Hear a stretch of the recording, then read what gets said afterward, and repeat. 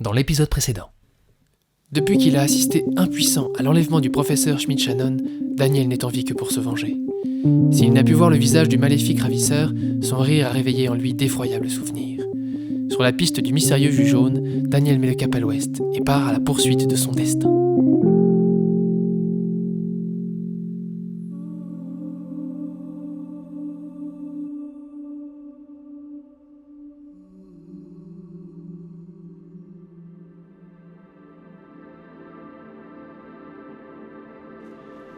Fernand ouvrit les yeux. Il faisait un froid glacial. Un vent de nord-ouest avait soufflé la nuit entière sur la petite cabane qu'il habitait. Ça n'avait pas empêché Fernand de dormir comme un nouveau-né. Des soirs de tempête, il en avait connu d'autres. L'île était réputée pour les vents tourmentés, froids et secs, qui la giflaient tout au long de l'année. Comment s'appelait-elle déjà ? Fernand ne se souvenait plus. Le nom de l'île était là, en lui, il le savait. Il l'avait sur le bout de la langue, mais il restait insaisissable. Ce n'était pas la première fois que sa mémoire l'abandonnait. La plupart du temps, il ne prêtait pas attention à ses absences, les chassait comme un insecte indésirable venu irriter ses pensées. Mais ce matin-là, Fernand se sentit vieux. Il étira ses membres fatigués et se leva enfin. Rallumer le poêle à bois, réchauffer le café rance de la veille, Fernand accomplit sa petite routine quotidienne sans même y réfléchir. Son attention, il l'a gardée pour la dernière étape du rituel. Avec une lenteur calculée, Fernand ouvrit les volets de son unique fenêtre et sourit. À travers les pins qui entouraient la cabane, on pouvait voir se réveiller l'océan en contrebas. L'aube avait teinté le ciel azur de quelques nuances de rose, illuminant les rares nuages d'un mauve étonnant. Chaque matin, cet éphémère spectacle réchauffait les vieux os de Fernand.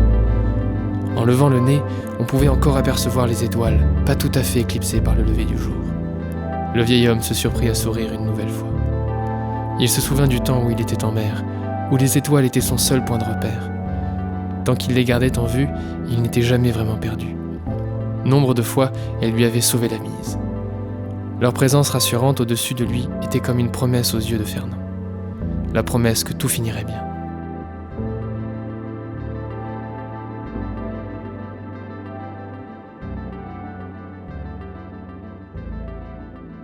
En cette sombre époque, les habitants de l'île auraient aimé voir la même chose que Fernand en levant les yeux. Mais en regardant le ciel bas, ils ne lisaient que la peur.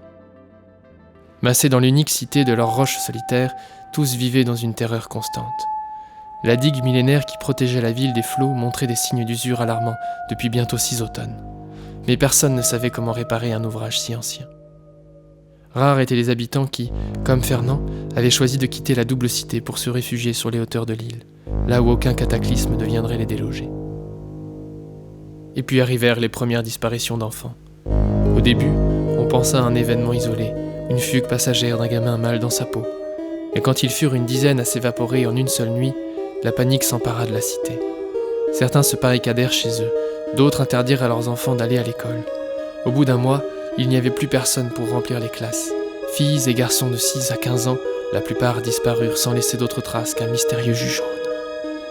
Des choses étranges, Fernand en avait vu d'autres, mais d'aussi loin qu'il se souvienne, jamais d'événement aussi effroyable était venu frapper la petite île paisible. Une bourrasque glacée arracha le vieil homme à ses pensées. En remontant le col de son épaisse veste de laine, son regard se figea soudain. Au beau milieu des fougères, à 50 mètres de sa cabane, un grand réfrigérateur blanc gisait au sol. Plus étonné qu'inquiet, Fernand chaussa ses bottes fourrées et sortit pour examiner l'objet de plus près. Sa vue avait baissé et son pas se faisait moins vif. Mais malgré les années, Fernand restait un homme robuste qui avait conservé de sa vie de marin une imposante carrure. Pourtant, il ne put réfréner un frisson lorsqu'il aperçut que quelqu'un se tenait à côté du fricot. Un homme à la tête de métal. Vêtu d'une chemise à volant et d'une veste à franges, l'inexpressivité de sa tête en lévitation au-dessus de son corps remplit Fernand d'effroi. Prenant son courage à deux mains, ce dernier reprit sa marche vers Daniel. Car c'était bien lui. Au terme de 5 mois de voyage au-dessus des mers, il posait pour la première fois le pied au sol. Quelques secondes s'écoulèrent avant que l'un d'eux n'ose prendre la parole. Daniel se présenta alors à son interlocuteur comme un voyageur égaré, ce qu'il était par ailleurs réellement. Fernand, sur qui l'emprise de l'étonnement n'était jamais que temporaire, invita Daniel à venir partager avec lui une tasse de café et le peu de chaleur dont sa cabane était capable. Agréablement surpris par l'hospitalité du vieil homme, Daniel était prêt à répondre à toutes ces questions. Mais il n'y en eut peu.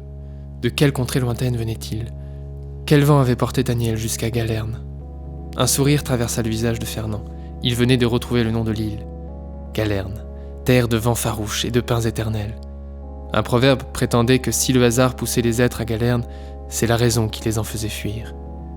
Mais Daniel n'était pas là par hasard. C'était la première terre qu'il rencontrait depuis son départ d'Ertésime. Sans dévier, il avait suivi le même cap pendant des mois, sans rien découvrir jusqu'à l'île de Fernand. Il dévoila au vieux pêcheur l'objet de sa quête, retrouver son mentor disparu ainsi que son mystérieux ravisseur. Parti vers l'ouest, ce dernier n'avait laissé derrière lui que des ruines et cet étrange jus jaune. À la seule évocation de la funeste matière, Fernand sursauta. Disparition et jus jaune. Non, l'arrivée de Daniel sur Galerne n'était pas due au hasard. Après que le vieux marin lui ait raconté la menace invisible qui planait sur l'île, l'homme à la tête magnétique décida de partir mener l'enquête en ville. Il se leva, remercia Fernand pour son hospitalité. Il s'apprêtait à prendre congé quand Fernand le saisit vivement par la manche. Il lui restait quelque chose à savoir avant d'aller explorer les dangereux faubourgs de la double cité. Daniel se rassit. Le soleil était déjà haut quand le voyageur quitta enfin la petite cabane. Daniel s'enfonça rapidement entre les pins sur le chemin de la cité en contrebas. À cette allure, se dit Fernand, il y serait avant la tombée de la nuit. Il resta sur le seuil de sa bicoque jusqu'à ce que la silhouette effilée du voyageur se confonde avec les arbres aux alentours. Plus encore que les nuits précédentes, les vents malmenèrent la petite cabane. Un courant d'air glacé réveilla le vieux pêcheur bien avant le lever du jour, et lorsqu'il ouvrit enfin les volets grinçants, seule l'obscurité d'une nuit sans lune vint le saluer. La morsure du froid fut impitoyable. On pouvait lire sur le visage déçu de Fernand une fatigue qui n'était pas seulement due à la revanche de l'automne. Pour la première fois, le vieil homme se sentit à la dérive. Son existence était dépourvue d'objectif.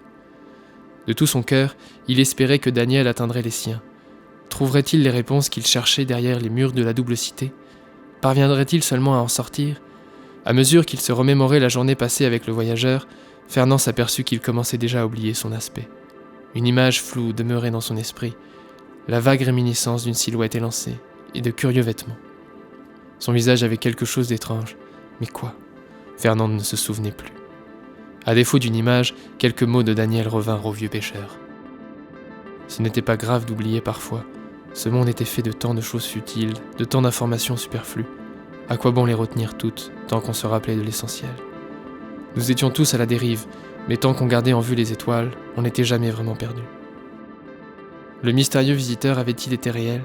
Ou bien était-ce de la mémoire chancelante de Fernand qu'était née cette étrange rencontre? Daniel n'avait peut-être jamais existé. Alors qu'importait son nom, qu'importait son visage? Le souvenir de ces mots avait redessiné un sourire sur celui de Fernand.